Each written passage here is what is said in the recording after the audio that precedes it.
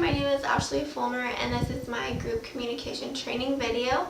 According to Montana State University, the working person will spend about 1 year of their life in meetings collaborating with others. This just shows how important working with others and group communication is. It's vital to your success and will take you further and hold you at a higher standard than those who lack knowledge of how to work with others in groups.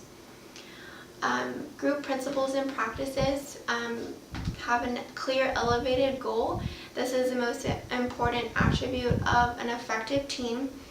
A unified commitment makes sure that everyone is on the same page and they have the same goal. This helps to maintain and achieve the same goal among every member. A collaborative climate. This is how effective teams foster a positive group climate and standards of excellence. Make sure that everyone is working their hardest to maintain the group excellence. Key theories of group communication. You have the systems theory, many variables that go into a proper functioning group. The social exchange theory, relationships described in terms of reward and cost, profits and losses.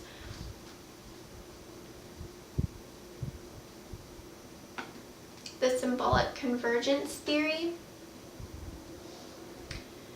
This is identities developed through a shared fantasy. The structural theory is group structure through rules and resources. And the functional theory is communication in groups promoting sound reasoning, relationships, and critical thinking. Maslow's hierarchy of interpersonal needs describes the needs of every member before they go to the next need. So the first one is psychological need, and then the safety, belongingness, esteem, and self-actualization need. Schultz's theory includes the inclusion, control, and affection.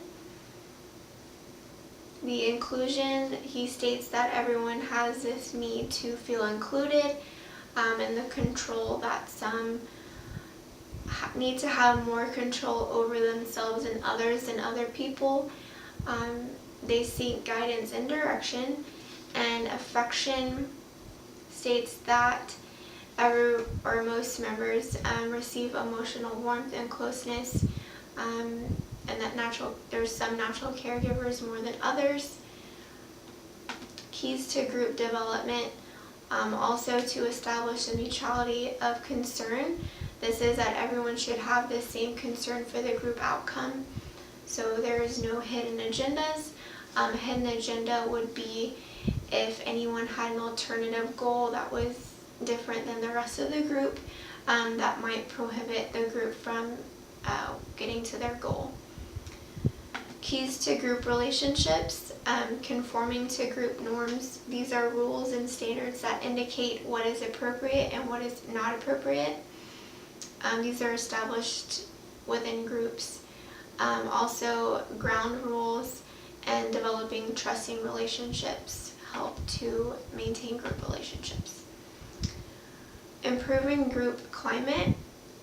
This would be confirming responses such as direct acknowledgement, agreement about content, supportive responses, clarifying responsive, and expressing positive feelings.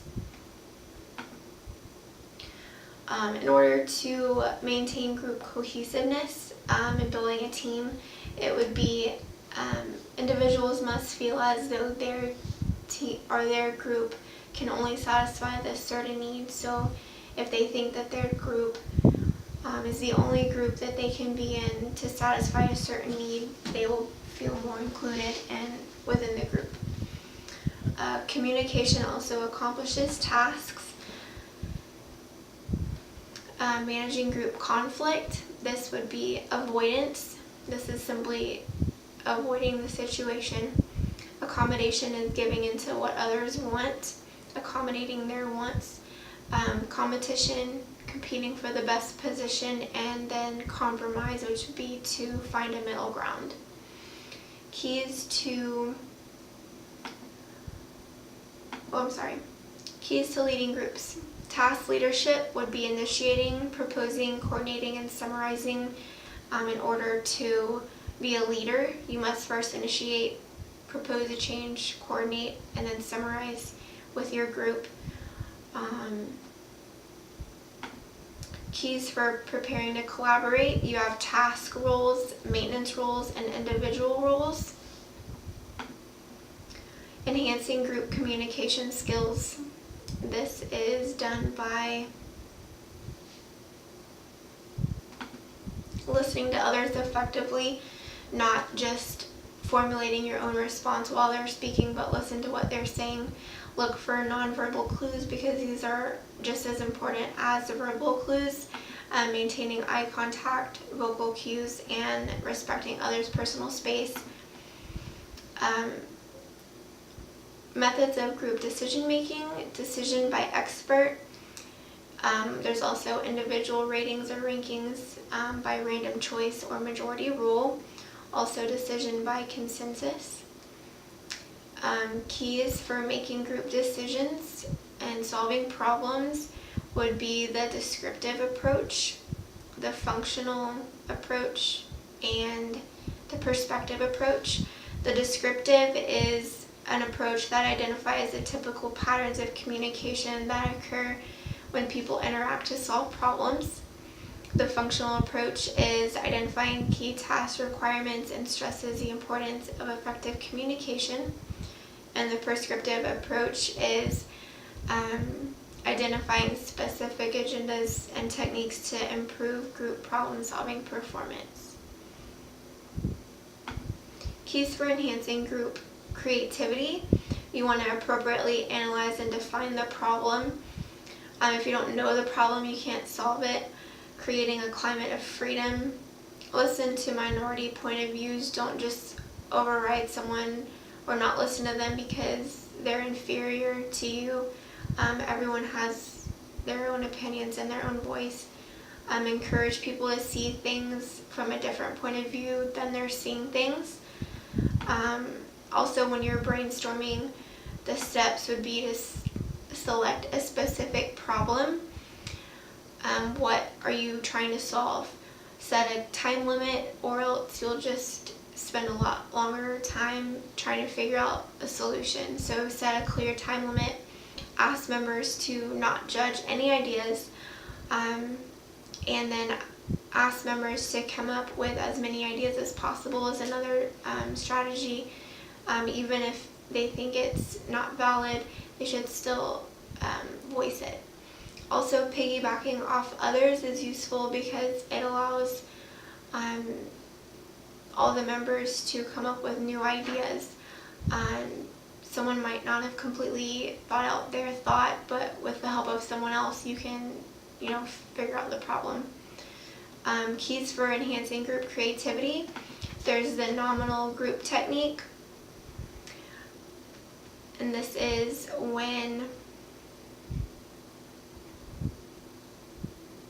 silent brainstorming is